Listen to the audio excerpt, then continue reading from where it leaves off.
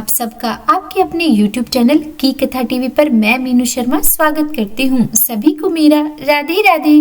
भगवान शिव को समर्पित यह प्रदोष व्रत जीवन के कष्टों को हरने और मनोकामना को पूर्ण करने के लिए बहुत ही शुभ माना जाता है। हमारे पुराणों के अनुसार इस व्रत को करने से बेहतर स्वास्थ्य और लंबी आयु की प्राप्ति होती है। तो अब देखिए, प्रदोष व्रत प्रत्येक महीने में 2 बार आता है, एक बार शुक्ल पक्ष की त्रयोदशी तिथि को और एक बार कृष्ण पक्ष की त्रयोदशी तिथि को। और प्रदोष व्रत में प्रदोष काल का भी बहुत अधिक महत्व है। माना जाता है कि प्रदोष व्रत में प्रदोष काल में भगवान शिव की पूजा करने से भगवान शिव अत्यंत ही प्रसन्न होते हैं, क्योंकि प्रदोष काल के समय भगवान शिव अति प्रसन्न मुद्रा में होते हैं। तो इसीलिए इस समय विधि पूर्वक की गई पूजा और व्रत से भगवान शिव की कृपा बहुत ही जल्दी प्राप्त होती है और मनुष्य की सारी मनोकामनाएं पूर्ण होती हैं, उनके सारे पाप नष्ट हो जाते हैं। तो इसीलिए हर व्यक्ति को भगवान शिव की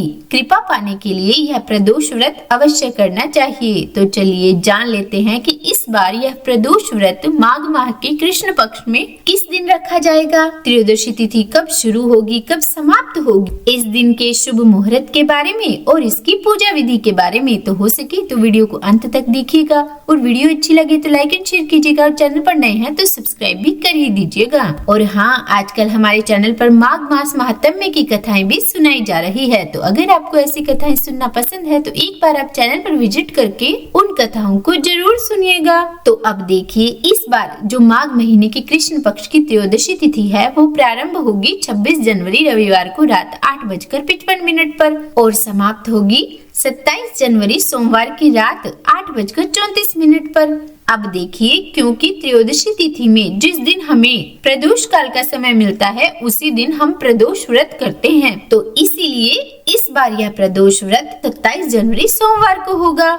और एक खास बात और, इस दिन मासिक शिवरात्रि का व्रत भी रखा जाएगा और यह भी भगवान शिव को ही समर्पित है। तो देखिए, सोमवार के दिन भगवान शिव को समर्पित शिवरात्रि और प्रदोष व्रत, तो यह बहुत ही शुभ संयोग है। अब 27 जनवरी सोमवार को सूर्योदय का समय रहेगा सुबह 7:01 और सूर्यास्त का समय रहेगा शाम 6:06। इस दिन ब्रह्म मुहूर्त का समय रहेगा सुबह 5:36 से लेकर 6:24 तक। अभिजीत मुहूर्त होगा दोपहर 12:01 से लेकर 1:01 तक और इस दिन राहु काल का समय रहेगा सुबह 7:30 बजे से लेकर 9 बजे तक। अब सबसे महत्वपूर्ण प्रदोष काल का समय, क्योंकि इस दिन प्रदोष काल की पूजा का बहुत अधिक महत्व है। तो देखिए, प्रदोष काल का समय रहेगा शाम 5:02 से लेकर 6:51 तक। इस समय में इस दिन भगवान शिव की पूरे विधि विधान से पूजा जरूर करनी चाहिए। अब देखिए, सोमवार को यह व्रत पढ़ने के कारण यह सोम प्रदोष व्रत कहलाएगा। तो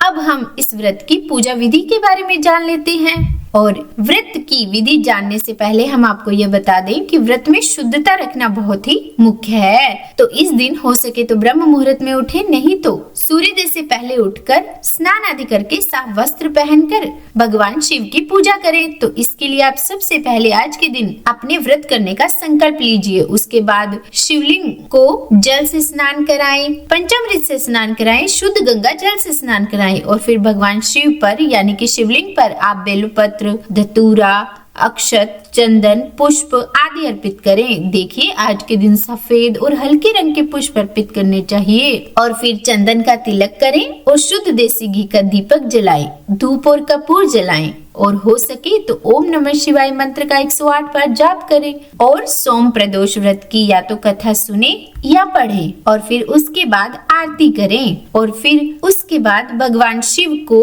गन्ने का रस या फिर पंचामृत से भोग लगाएं। और हाँ, भगवान शिव से अपनी जाने अनजाने में की गई गलतियों के लिए क्षमा जरूर मांगे और फिर पूरा दिन सात्विक रहकर व्रत रखें और शाम को प्रदोष काल में भगवान शिव की पूजा अवश्य करिए। और हाँ, कहते हैं इस दिन शिवलिंग की आधी परिक्रमा भी अवश्य ही करनी चाहिए और इस तरह से यह सोम प्रदोष व्रत पूर्ण हो जाता है।